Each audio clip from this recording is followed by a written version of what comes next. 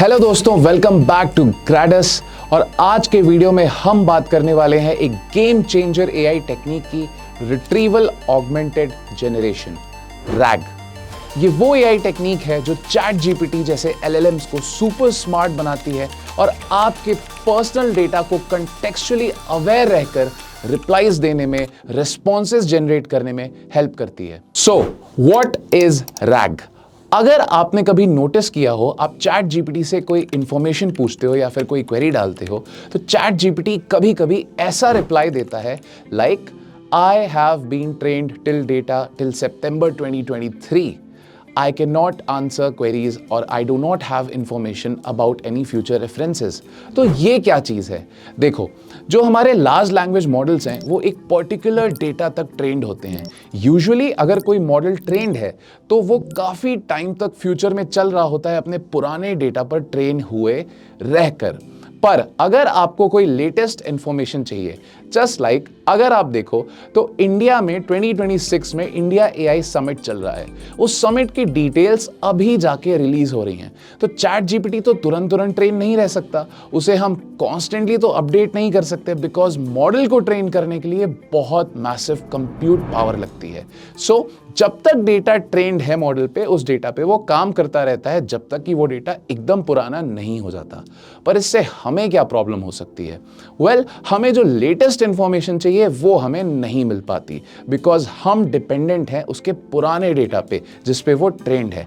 इस प्रॉब्लम को दूर करने के लिए, इसके सॉल्यूशन के लिए हम डिपेंड करते हैं रैग पर, विच इज एक एक्सटर्नल डेटाबेस को, जो कि एक वेक्टर डेटाबेस होता है, उसे हम एम्बेड कर देते हैं अपने लार्ज लैंग्वेज मॉडल से। और जब भी हम कोई क्वेरी देते हैं, वो उस एक्सटर्नल डेटाबेस को पहले फेच करेगा, उसमें उस क्वेरी के मिलते जुलते रिजल्ट्स को ढूंढेगा और उसके बाद रिप्लाई करेगा।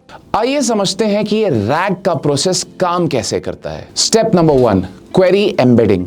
जब भी आपने एलएलएम को कोई क्वेरी भेजी है तो सबसे पहले वो क्वेरी एक वेक्टर एम्बेडिंग में कन्वर्ट हो जाती है।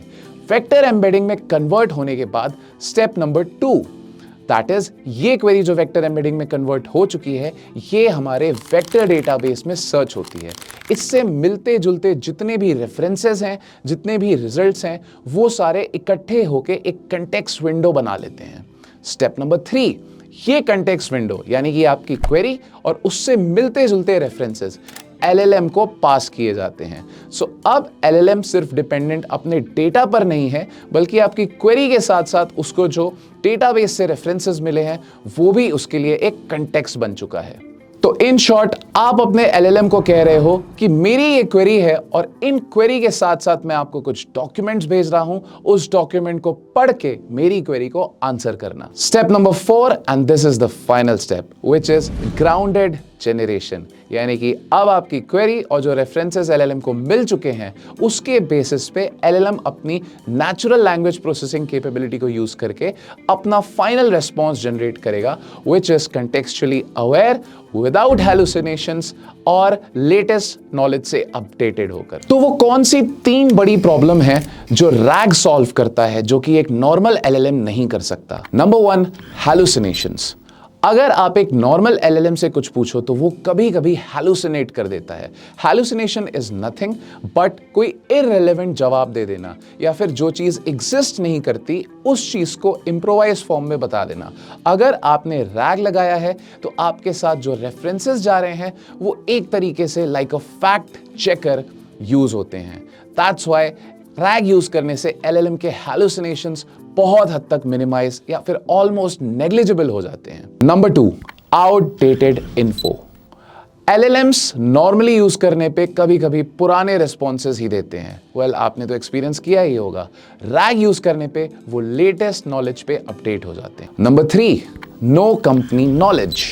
अगर आपको अपने एंटरप्राइज के लिए या फिर अपने पर्सनल लेवल के लिए एक पर्सनल जीपीटी बनाना है, तो आप नॉर्मल जीपीटी को तो यूज नहीं कर सकते, राइट?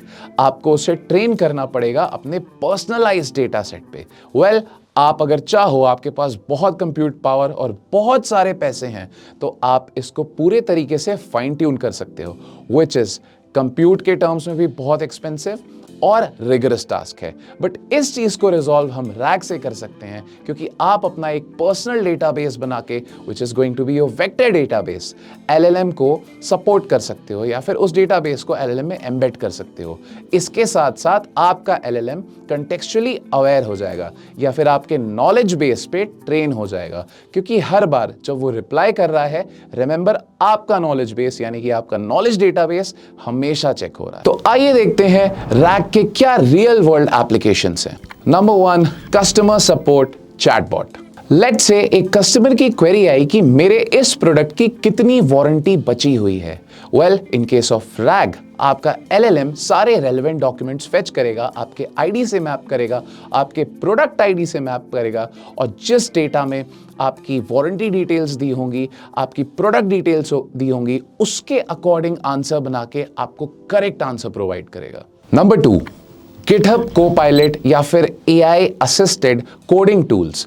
अगर आपने ऑब्जर्व किया होगा तो कभी कभी अगर आप GPT से नॉर्मली कोड जनरेट कराओ तो वो कोड आउटडेटेड होते हैं, और जो एक्चुअल टेक यूज हो रहा है, जो एक्चुअल API डॉक्यूमेंट्स यूज हो रहे हैं, वो चेंज हो चुके होते हैं और उनके पुराने वर्जन्स सपोर्ट भी नहीं होते।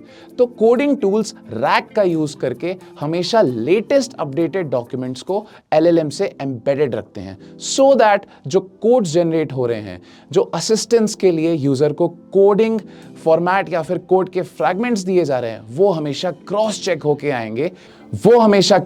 होके आएंगे लेटेस्ट अपडेटेड डॉक्यूमेंट्स के साथ, जो डेवलपर डॉक्यूमेंट्स होते हैं।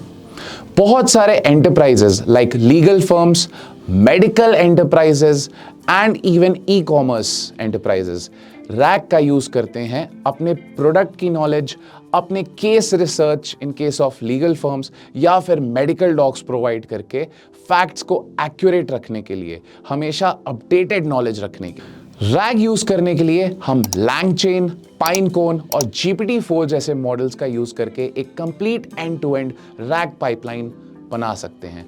So stay tuned and keep following grades for the next video, जो कि होने वाला है how to build a complete end to end RAG pipeline.